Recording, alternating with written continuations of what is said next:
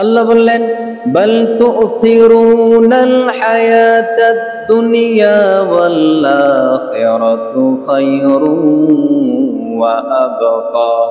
আল্লাহ বললেন তোমরা যারা দুনিয়ার জীবনকে বড্ড বেশি প্রাধান্য দিচ্ছ, তোমরা জেনে রেখো, মনে রেখো, এই দুনিয়ার জীবন আসল নয়, আসল জীবন হলো আখিরাত এবং কবরের জীবন। ঠিক কি না? আল্লাহ বললেন কিতাবুন আনজালনাহু ইলাইকা লিতুখরিজান নাসা মিনাজ-জুলুমাতি ইলান নূর। আল্লাহ বললেন নবী হে, এই কোরআনকে আপনার উপরে আমি কেন নাজিল করেছি আপনি জানেন? অন্ধকারাচ্ছন্ন মানুষগুলোকে আলোর পথে নিয়ে আসার জন্য, জাহান্নামী গুলারে জান্নাতি বানানোর জন্য, রাম আর বামপন্থী গুলারে ডানপন্থী বানানোর জন্য এই কোরআনটারে আপনার উপর আমি অবতীর্ণ করেছি। সুবহানাল্লাহ।